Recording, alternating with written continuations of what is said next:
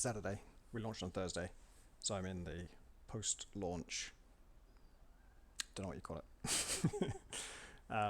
Some people get like, you know, depression after a launch. I mean, I suppose it depends how your launch goes, but even people who had successful launches, some of them sort of feel depressed because they don't know what they're doing next, and the focus is gone.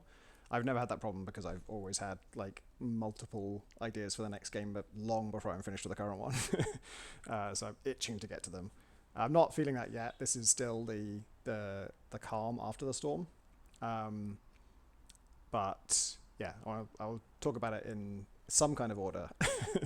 A lot of feelings, a lot of things to talk about, and I'm going to try and do it a little bit in chronological order. But I will start by saying it went great.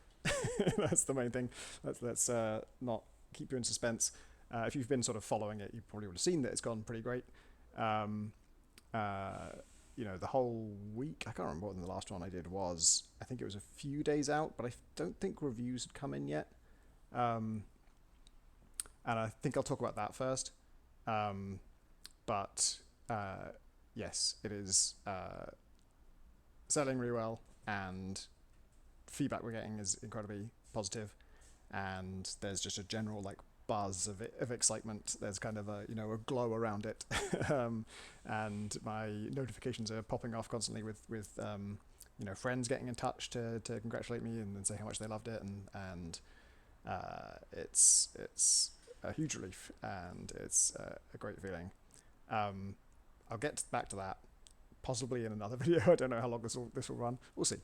But I want to rewind to reviews because we've never done this before. But under the advice of counsel, my PR firm, we set the embargo for review ahead of launch. So the embargo was, I think, Monday or Tuesday.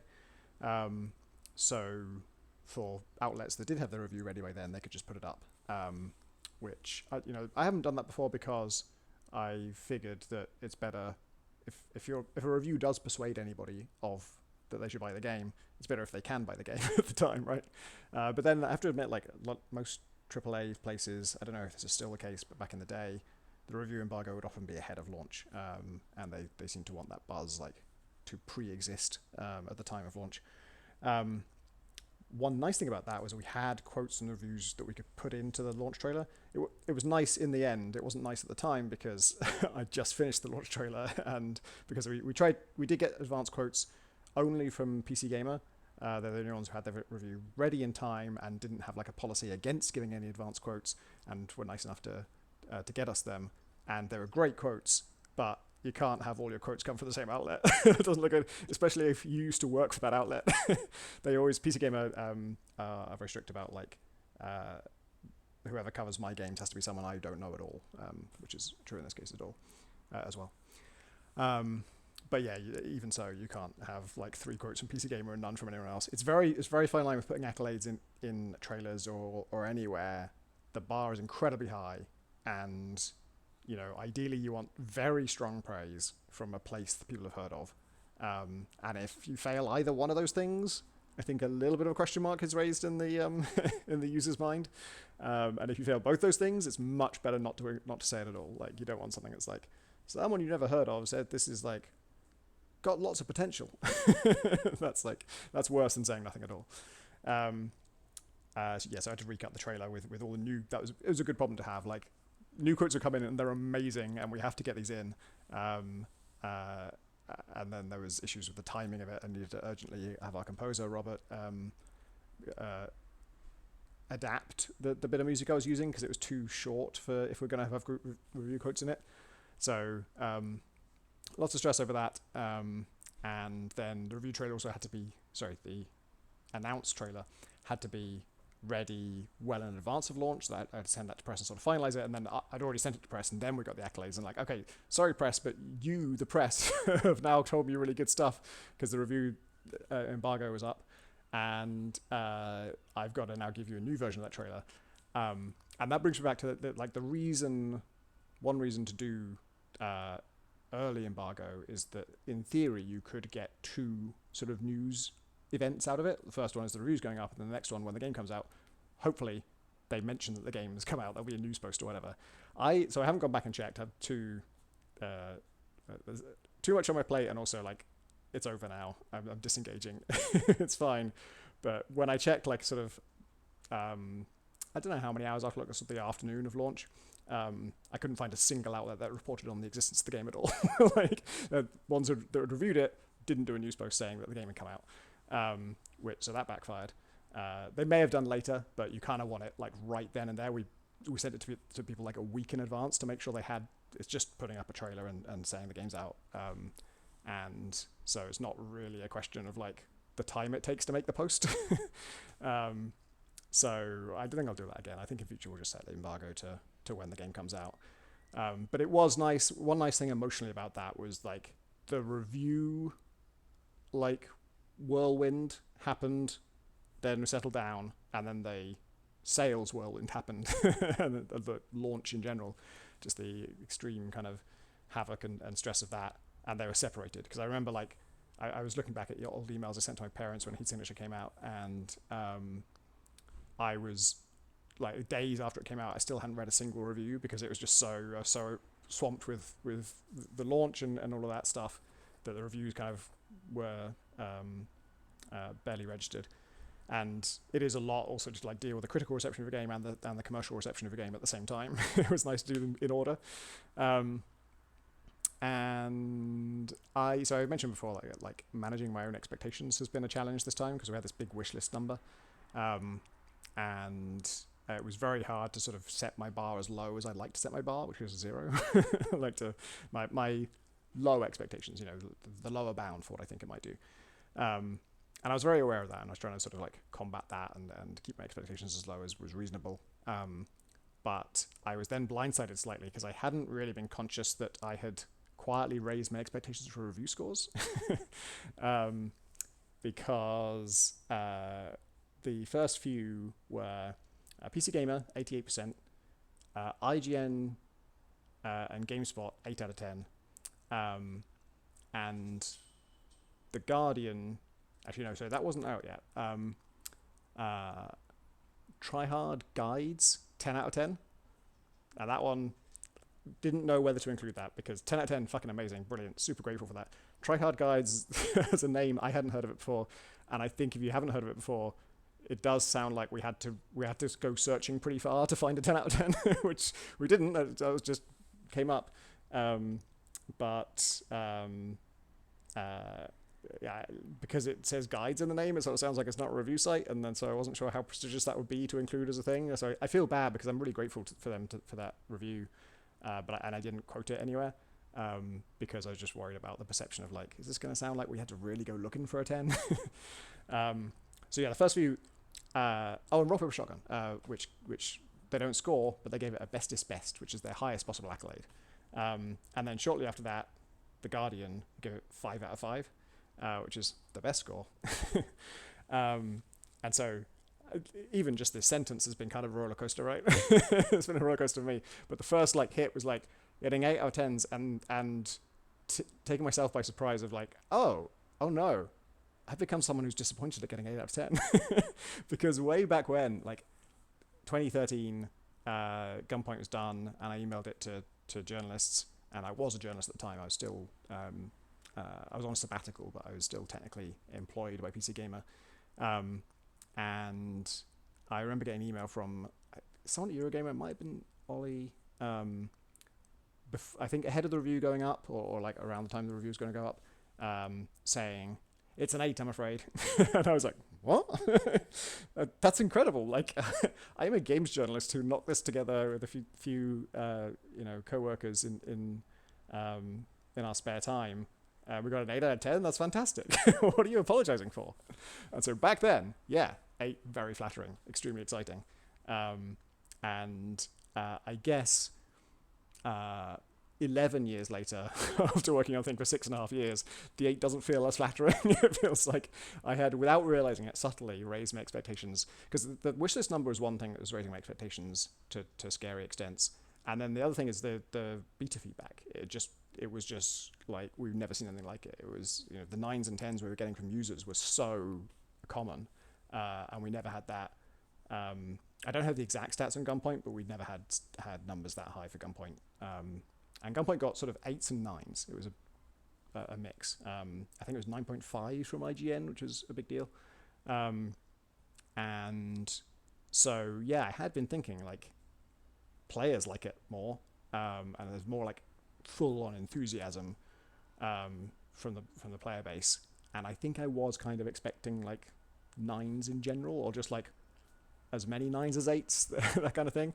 We are now, and honestly, I don't even know if that is what we got. Did we get that? I don't know, because I mean there aren't like a huge number of reviews. I think it's like 10 that are out there that are sort of on Metacritic. I just checked Metacritic notes now. I hadn't really looked at it before, but we are a Metacritic 89, which is extremely good. That is like Metacritic 90 plus is really rare because it has to be all of them giving it 90, right? You can't. There's not a lot of room for any disagreement or diversity of opinion because anything can drag you down. So 89 is incredibly good. I think we only have 1 9 though. It's either 8 or 10 is what we get. So it's all over the place. And yeah, it's like that expectation thing of like, oh no, I accidentally set my expectations too high, and now a good thing has happened, and I'm not having the emotional experience of a good thing happening. I'm having the emotional experience of like, oh, wasn't it supposed to be? Is that? And I was also reading them, and former games journalist, so I'm extremely. I'm now a backseat games journalist of like, this reads like a 9. Why is it an 8? Like the praise. I mean, this is a great thing. I was able to appreciate this at the time. Is like the quotes are fucking incredible. Like they make it sound like the best game ever. And because it's like, I wonder if this is a sort of like game dev hack of like, if you have two very different things that are strengths of your game, then that is usually the whole sentence. There isn't room in the sentence to say this part of it's great and that part of it's great, but this part. I mean, actually, that doesn't sound too bad, but there were a lot of full sentences that seem to summarize the entire game beautifully and make it sound like incredible on multiple axes. And then some of the negatives were kind of there was some like factual errors in some of the reviews about, well, you can just grind out all the. Actually, I will. Name this one because they were extremely good about it when I pointed it out, but the IGN reviews said that the perk choices aren't that meaningful because you can just go back to old missions and grind until you get all of them, which you can't. You don't get any experience for going back to previous missions at all. So the amount of perks that you get in the campaign is fixed, that you'll never get them all. And so that seemed kind of important to correct because it's like, if that's the problem with the game. But I contacted them. They were super nice about it, and they did the very sort of professional thing of like not like changing it, like leaving the error in and then pointing the error out in their text, which is very sort of self-flagellating. It's like, we made a mistake and we're not going to try and cover it up. It was a mistake. Here it is. Here's what the mistake was, and we'll explain why it's a mistake. So that's very nice of them. And then there was some other stuff about like. One of them, main complaint was that there wasn't enough challenge, but then they also said they didn't really bother with the confidence goals, which are the extra challenge for if you're finding the game too easy. And it's like, it's always a failure of game design. This is something that the game could fix for this person, but we'd never heard that before. Like there are people who find the game too easy, but we'd never heard from folks who like found it too easy, but didn't try for the extra challenge. And so that was a little bit frustrating. And you just sort of, it reinforces that it's such a lottery because it's a hard thing to hit anyway. Like, in the same way that trying to win an award is like a fool's game. Don't ever try and win an award. Trying to get like nominated or be a finalist for an award, I think there's a sort of, that is something you can realistically work towards, and it's possible to understand those decisions. But like every year, the IGF finalists make perfect sense to me, and they're all really great. And then the winners don't always. Like some years, the like all of those finalists are great. I wouldn't have picked that one as the winner, but okay, fine. And it's the same with like, I think 9s and 8s probably. I don't know. I mean, no, I don't think I believe that actually. I think there's kind of a pattern to stuff that gets 9s and 10s, and of course we did in like most places. It's very. I'm still my brain loves to just switch between one of two worlds. It's either a world where the reception was not as strong as I hoped, or it's a world where the reception was insanely strong and like absurd, and it can't hold two truths in itself at the same time. or just understand that it's a Metacritic 89, which is that's the average, and that's really good. Um, but yeah, it very much depends on who you get, right? And the thing that felt especially luck based, or felt like especially unfortunate roll of the die, was those first four reviews: PC Gamer 88, RPS bestest best, and then IGN GameSpot 8. It felt like if either of the ones that don't rate out of 10 did rate out of 10, they both would have good at least 9, but they don't. So I don't have anything to quote like that. 88 is a really good score, but it doesn't sound like a 9. It's closer to 9 than it is to 8, but it doesn't sound like a 9. And so there's all this, like, such a kind of, I'm being such a fucking brat.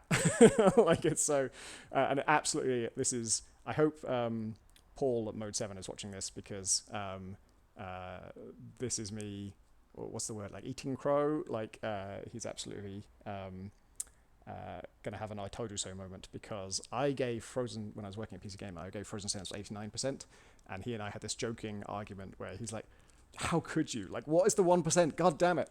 And I was like, what are you talking about? 89 is a brilliant score. That's such a good score. That's like the best score we've given this month. How are you not happy with this? And then I get an 88 from PC Gamer. I'm like, what was the 2%, PC Gamer? What was the 2%? It doesn't work like that. As I explained to Paul at the time, you don't start from 100, then reduce it for all the little problems. But then when you do get 2% less than you'd like, you're like, okay, but what was the 2%? Just tell me. I just had like a real big bleep in my ear, and hopefully it's just a notification, but let me just check in case it's like out of space or anything like that. I also want to check. I don't think I can check which mic I'm using. I'm just going to trust that this is still working. Yeah, so my expectations were quietly getting too high, and I am delighted with the reception. Now, like, I think 5 out of 5 from The Guardian was fantastic, and then 5 out of 5 from Eurogamer. The Guardian especially, I mean, sorry, that was accidentally diss on Eurogamer. Both meant a huge deal. The only reason Eurogamer one didn't mean as much as it came very late, so I'd already gone through the whole emotional journey by the time that came in. It was like, oh, thank you, that's brilliant. Where it's like the kind of tension and stuff was all over. But while I was stressing about those things, we got the 5 out of 5 from The Guardian. It's like, fucking hell, The Guardian. That's very prestigious. My mum knows what that is. And I wasn't sure actually in Canada if people did, but they do. So yeah, that was lovely. And then I started to calm down. I was like, okay, this is actually really good. And again, the quotes were so good. The quotes are like everything I've dreamed of. There's this amazing feeling that, I mean, I'm lucky enough to have had it with all 3 of our games to some extent or another. But every now and then, like, a thought and like design pillar that you wrote down in your notes, like in this case 6 years ago, shows up in a review almost word for word as a description of what you've made, and it's like, wow. It feels like like a game of telephone going all the way around the world and coming back to you and exactly as you wrote it. Like, how did that happen? Like, there was so much to go wrong along this way. And there was one that really, like, I tweeted about this, but it was RPS, yeah. The opening of the RPS review is this is a game for people who don't like tactics games, and also a game for people who really do, which is exactly the goal. Like, the reason I tweeted about it is I actually had a draft tweet, or I was gonna tweet this almost exactly that as a joke of like, because I was looking back at thinking about how to market it and how to promote it and what we want to say about it, and it was like, I'm really just trying to promote it to people who do like tactics games and people who don't like tactics games. And it's like, that was a conscious goal throughout, but it was amazing to have that and say, yep, you did that, because that's quite a high goal to hit. And then so much stuff about the writing, people are clicking with in all the ways I hoped, and some that I didn't know to hope for. It's really nice to see loads of people find it funny. That's one of the earliest reviews I read, actually, was like, I think it was an 8 out of 10, and I absolutely loved the game, but just didn't like the sense of humor at all. I was like, oh, it's just so, like, I really want to, but it's just really kind of bothering me. And every other review I've read is so glowing about that stuff that It was very easy to take that criticism. It's very easy to be like, okay, yeah, it's like humor is very subjective. I'm shocked there's this much consensus on it. And in fact, yeah, I guess that's what I'm trying to say is seeing that be so universal, other than that one guy, who again, no hard feelings, totally get it. It does feel miraculous to like because you're not just hitting a small target, you're hitting like everyone's target is different, right? And you hit all of them, nearly all of them, except that one guy. That feels amazing and unlikely. It just feels like wow, that's implausible. It's very hard, I'm struggling right now to ride the line between I want to express my incredulity at the praise you've received, but in doing so, you end up sort of describing why you feel it's unlikely and then inadvertently praise yourself, right? Because I'm saying, and it's incredible, anyone can even do this. And apparently I did it. Like, that's awful. I'm not trying to say that. I'm saying I'm surprised I got this feedback because it seems like that would be an even harder thing to do than we thought we were aiming for. I just accepted that, like, 20-30% of people are just going to like hate the humor and that will just be a negative for them, but hopefully they can see past it. But that didn't happen. Just that one guy.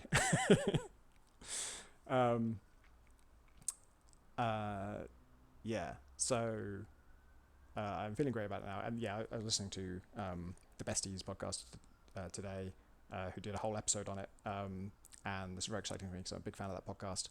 And it's just glowing throughout. It's amazing. I had to ration myself on it because it's like, I don't know, it's strange. I am very fragile. I can't take criticism well. This thing is going dim now. You think it would be a given that if you're recording a video, I don't want the screen to turn off. Like, it's in selfie mode as well. Is it low on battery? Was that what the ding was about?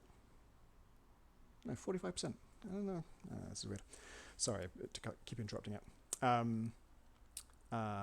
What was I saying? Oh yeah, so I'm very fragile with criticism. But then when it came out, like, I started to experience the opposite, where if a review was really positive, I couldn't read it. And if it was like slightly critical, I'm like, okay, let's find out what criticisms are. Let's see what the problems are. And I was much more okay with that side of things. And so, like, I listened to the start of the Besties podcast, like the first 5 minutes, and it was incredibly kind about the writing. And I had to like pause it and kind of come like, okay, that's enough. I can't like look directly at it right now. I need to pace this out. I don't know what my brain is afraid of in that moment. When I read it, like when it is criticism, sometimes we get like beta feedback and we look through what's the worst thing about the game. I know what I'm scared of there. And I often don't watch videos of the game because I'm scared that I'm going to, even if it like the headline is like one of the best games I played this year or such a brilliant tactics game, I still struggle to watch it because I'm worried. It's like my baby is up on stage and at any time it might fall over and I can't do anything to help it. And I know it's already been recorded and it got a positive reception. Nothing can go that badly wrong, but I'm just terrified to watch it because if that does happen, I feel so like, no. I'm very, very sensitive. And yeah, for some reason this time praise has felt as scary as critique. I've used this phrase a lot lately, but there's such a thing as launch brain. When you're close to or during your launch or even slightly after your launch, you are unhinged and all of your brain chemistry is going wild. And every small problem is a disaster. Every success is like appraised and reappraised on this like crazy curve that keeps changing all the time. The bar keeps moving, the goalposts keep moving, and something that 1 minute is a great success is the next minute disappointing, and it's just like, yeah, expectations are always half the game, and your own expectations can be a hazard too. Overall, stepping back from it and looking at like sales and reviews and stuff, I don't know, it's so hard because the way I feel right now, just emotionally, is like it went way better than expected. And the thing that I think the thing that feels kind of magical right now is the universalness. It's just like I'm still getting replies and random messages from people, and just like it's just all good. There's no, I mean, not literally 100%. Like some people have little bugs, and one person was, I think, misunderstanding something about mechanics and was mad about it because they thought it worked in a way that would be dumb if it did work that way, but it doesn't work that way. And so there's the odd little thing like that from a stranger. But people who are sort of having an opinion on it, like on the game as a whole, rather than like one little thing they've hit, it's also glowing. And there were lots of times during this project I thought that was going to be very hard to achieve. And it's it's not nearly as weird as Heat Signature, but it is still kind of a weird game in that, like, turn-based tactics games are not often like a linear story-driven campaign where there's just, here's all the handcrafted missions and we're going to tell a story in that order and then it's going to end. Like, that's a weird format for a turn-based tactics game. And I worried for a long time that might just be unacceptable. Like, maybe everyone who's going to be interested in this will just want XCOM, and when they see it's not XCOM, they'll be like, this sucks. Where's my base building? Where's my 80-hour campaign that's all randomized so I can keep replaying it? This is just not that, and we tried to be as clear as possible about it, and I guess it worked. But then even when you're clear, the question is like, but does anyone want that? Does anyone want something that's like turn-based tactics but not XCOM and story-driven? Like, you might think that folks who are really into tactical gameplay are less into narrative. Like, that could be a split in the game, in the player base. I didn't know if it was. Doesn't seem like it is, or at least our game is appealing enough to folks who aren't super into tactics that it's not a problem. Actually, I don't think that's it. As I'm saying that doesn't feel right. Like, because you read the reviews, all of them pretty much praise both the tactical gameplay and the writing. It's like equal kind of partners. So all the reviewers are into both those things. So maybe there's no problem there at all. And I really didn't expect that. And that's wonderful. To give you just another example of I'm going to have to wake my screen up again because it's going dim, and I know it's going to turn off after that. And I'm like, don't turn off. I need to know this is working. So sales. Actually, maybe I'll talk just quickly about launch day. Launching a game is pretty stressful. I did a really good job in the last week plus 2 weeks, I guess, getting the special edition together. The developer's commentary is like a lot of work, and I managed to fit it all in on top of all the launch prep stuff, the trailer things, and dealing with the day reviews came out. Like, it wiped out half my day, not because I needed to read them or anything, but as they're popping up and as it's all happening, you can't really disengage. You can't really just like say, okay, I'll ignore that and just get on my work. It's like, it's too, like, you're too close to it, and you can't not keep checking in and finding out and dipping into the reviews. I wasn't trying to read them all, but I did end up, doing so just bit by bit as I sort of pinged in and out of the task. So there's a lot of distractions and stuff. I worked harder than I normally do. Usually we don't crunch, but this last week, I mean, it's funny because my RSI problems, and so I'm working in half-hour spurts, and so I'm having at least a 10-minute break between every half-hour spurt, and I'm going to stop calling them spurts now. Session. So my total hours of work, if I do that between 9 and 5, right, I'm doing less work than most people are, because I need a lot of breaks. And then during this last 2 weeks, I've often had sort of 2 work days in a day, and it's still not actually a crazy amount of hours that I'm working, and it can't be because of the RSI thing.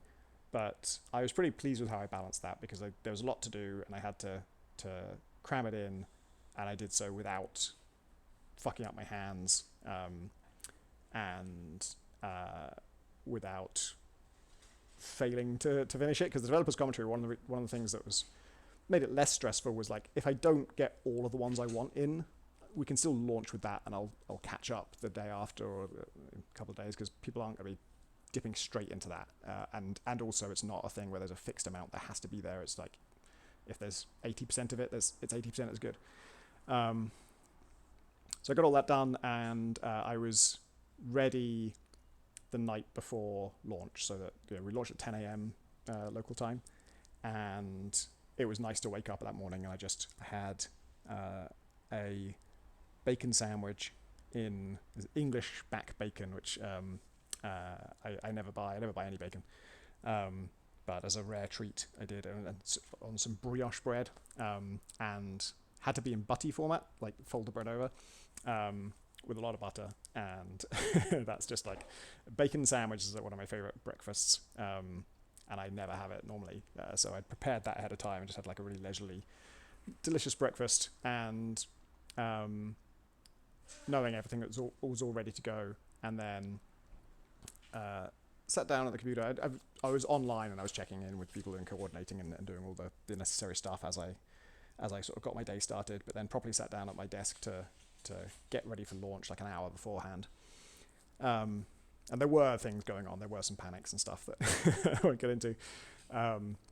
But mostly I didn't have a lot of like actual big work to do before the moment of launch. Until we got a last minute asset request from Valve that I don't know if they needed it for launch, but we just got the mail an hour before launch, and the asset request like log entry said due by August 15th, which is a week ago, and like this is the first we're hearing of it. So that was a big panic. Again, launch brain means that, and also the timing means there isn't time to go back and say, do you need this by launch? And it didn't matter anyway, because like it's a marketing thing, and if they, the sooner we get it to them, the sooner they can use it, the sooner they can use it, the better, if they do need it. So that was a mild panic, and then I started to launch the game 5 minutes early because it takes a while. This is the funny thing, is like you're going to click a big green button and then type a confirmation message, and that won't take too long. But I made a checklist. I wonder if I still have it. Oh, this is my phone. That's why it's not in my pocket. Launch brain. It was, I feel like about 14 items long of like, to actually launch the game, these are the different things I need to do, including like the tweet to the trailer is on YouTube, but I still need to make it live. All the different posts, the mailing list mail out, just so many different things. I was really glad once I started that ahead of time I had made a checklist that just told them all in priority order, so I could just go down that and not think about it, because each one is this climactic moment. Like this mailing list mail I wrote over the previous days, I wrote news posts for all of the different previous games to tell them about the new game, and a different one for each one. And all of these things have been things I've worked on for a while, and now it's the moment of truth where I'm going to finally publish. Anytime you do that with anything, you have to go back and read it again and check, like, wait a minute, does it actually have a link to the game? Did I mention the name of the game? Is it spelled correctly? All that kind of stuff. And you're doing that for like 14 things in a row. And I think it took me about 20 minutes to launch, to just do everything. And you just got to make sure you're doing the right order. So the game is there first, and then everything else that linking to the game can go off afterwards. And it's a whole thing. And then you're just like electric, like on edge, watching the retweets come in. Still, I know Twitter is on the decline, but it's still the most important like way I have of getting the word out. My mailing list is actually bigger, but in terms of like getting the word to strangers, Twitter's still the best thing that we have. And so, begging for retweets, watching that number climb. And if you're interested, it got, I think now it has like 1.7 thousand retweets. Is that a weird way to say it? 1,700. And Heat Signature's got 2,000. Gunpoint's got 300. So that's like the life cycle of Twitter, I think. Like in Gunpoint's day, it was new enough that 300 was a huge deal. And I guess also we were coming from nowhere. This was our first game. But that was a really good result. That the game sold. Heat Signature and Gunpoint sold very similarly. Heat Signature better, but not a huge amount. And so those represent quite a similar launch success-wise. And so 300 retweets in 2013, 2,000 in 2017, 1,700 in 2024. And I guess I'll jump to this bit now. Tactical Breach Wizard's launch is not as similar to the previous launches. It is more than double Heat Signature, which is our previous best launch. Exactly how much, I don't know yet, because, I mean, this is, I think I started saying this and didn't finish the sentence, but this is the bigger roller coaster. Was we got first hour sales, and it's a number. I'm not going to say specific actual dollar numbers, but just do it in terms of like previous games. And it's just a number, and so the first hour sales. And as I looked at it, I realized I don't know what the fuck this means. Like, I knew what I wanted it to sell in its first day because I knew what Heat Signature did and Gunpoint did in its first day. And I knew, like, okay, if we hit that, we can expect it to follow the pattern. But first hour to first day, I didn't have that data. But Steam, for some reason, won't show me that data anymore. It did show it to me at the time. And so I was frantically asking friends, like, can you tell me what was your first hour versus your first day? Because it's like, this is 11 a.m., right? I'm not going to find out the day data till midnight. And I'm also going to a launch party that night. So it was a party that Brace Yourself were already having. So I glommed onto it and said, can I bring my launch party too? Which is great because I don't have to organize it. So I don't know, I can withhold my curiosity about some things, but this is like the most important thing in my life in 7 years. And I can't just look at this number and not know what it means. I've got to have something to go, like, give me something to cling to. So I'm getting stats from other people about the hour one to day one ratio, and then I'm multiplying that number and just give me a sense. Because I've already got a spreadsheet set up that where if I plug in a day one number, it will tell me month one, year one, week one, month one, year one. Based on, because having two previous games is pretty good data because they weren't that different. So when you average them, you get hopefully a pretty good guide. And in the grand scheme of things, like across Steam, taking one game and another game, you can expect wildly different sales curves. But our games seem to do very similarly, even when the games are very different. Like Gunpoint and Heat Signature are totally different. One's a replayable roguelike, one's a short 3-hour experience, but their graphs are really similar.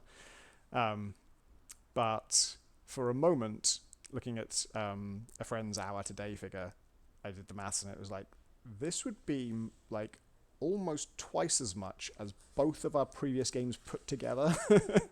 And it's like, holy shit. And you can't read into it. You don't know this number is soft. You don't know what it means. This is a projection and based on a very small or a single data point, which is something you should never do. But it was hard not to like get a bit like swept up in it. Like, wait, really? Because remember the wishlist number.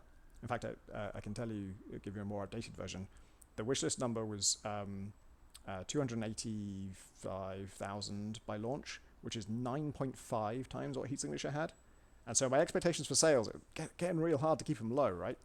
And so this is why it's one reason it's been hard to know how to feel about anything, even as I know it's brilliant, and I know it's incredible, and I'm hugely relieved, and I'm having a great time. There's also my brain just wants to file it into like versus expectations though. Did we exceed or did we fall short? And with 9.5 times as many wish lists,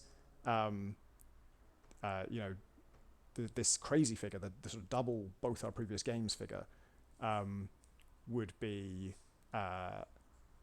about 4 times the previous figure, which was 9.5 times as many wish lists and 4 times as many sales, not outside the realm of possibility, right? I was expecting the wish list to convert less well.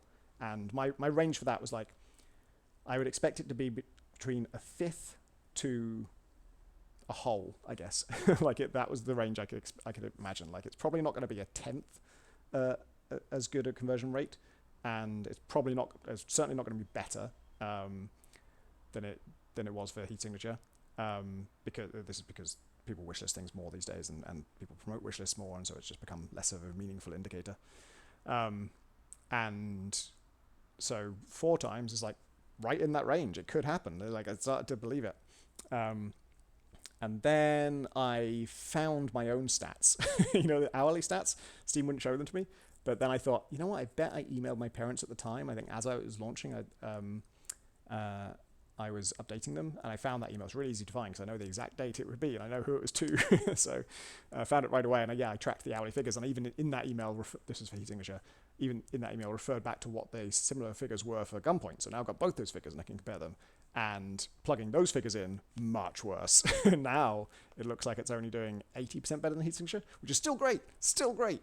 But like when you come from 4 times as much and down to like not even twice as much, now I'm disappointed in that. But that's a great result. But I'm really like, oh, damn it. Like, for a minute there, I was living in the like cloud 9, and now I've had to come down to only cloud 7. um, and then you feel bad. You feel guilty. Like, oh God, how I fuck this up for myself? I'm having a success and I'm ruining it. And then it went up again as we got more hours of data. And then it started to look like, by the end of that night, it was like 3.5 times heat signature. I'm like, oh my God, it's happening. This is basically the 4 times figure. This is insane. It's like the crazy dream thing has come true. And then yesterday, after yesterday looking at 2 days of data, it's back down to 2.5 times heat signature. So I'm like, oh God, I don't know. Like, what is happening? And I can't explain any of it. I just don't know how anything works. Like, I would have bet money that heat signature would have had a worse launch spike and a better long tail than Gunpoint. It didn't have the exact same curve. I would have bet that, however, Breach Wizards, its launch spike, I would have bet like a slower decline than heat signature. Heat signature was like, reviews are coming out that day, and heat signature was kind of getting 7s and 8s. It didn't get a lot of 9s, and some reviewers really like hit issues with it in terms of like the pacing of it. If you weren't able to do like the harder missions, then the game just becomes very slow, which sucks. We fixed that eventually.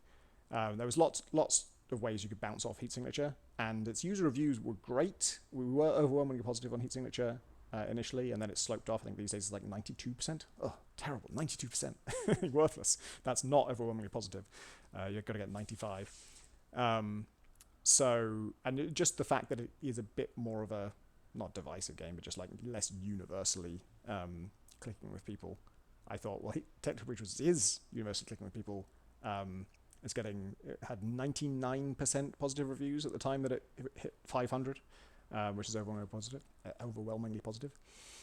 And then all these review scores and review words especially, and just the sort of unanimousness of it. There was no one who wasn't getting it, whereas heat signature, there were reviewers who weren't getting it, and presumably players.